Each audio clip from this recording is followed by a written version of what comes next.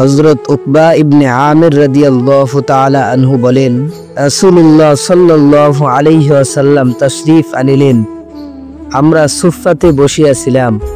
তিনি ইরশাদ করিলেন, তোমাদের মধ্যে কে ইহা পছন্দ করে যে প্রত্যেক সকালে বুথা অথবা আকিক বাজারে যাইবে, আর কোনো গুনাহ যেমন চুরি ইত্যাদি ও আত্মীয়তার সম্পর্ক ছিন্ন করা ব্যতীত দুইটি অতি উত্তম উটনি লইয়া আসিবে।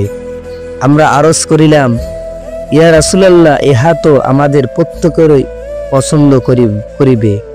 রাসূল সাল্লাল্লাহু আলাইহি ওয়াসাল্লাম ইরশাদ করিলেন, সকালবেলা মসজিদে যাইয়া তোমাদের কোরআনের দুইটি আয়াত শিক্ষা করা অথবা পড়া দুই উটনি হইতে উত্তম।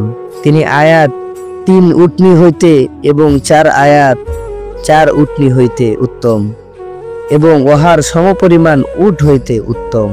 ফায়দা, হাদিস শরীফে অর্থ এই যে আয়াতের সংখ্যা অনুপাতে উটনি ও উটের সমষ্টিগত সংখ্যা হইতে উত্তম, যেমন 1 আয়াত 1 উটনি ও 1 উটনি উভয় হইতে উত্তম।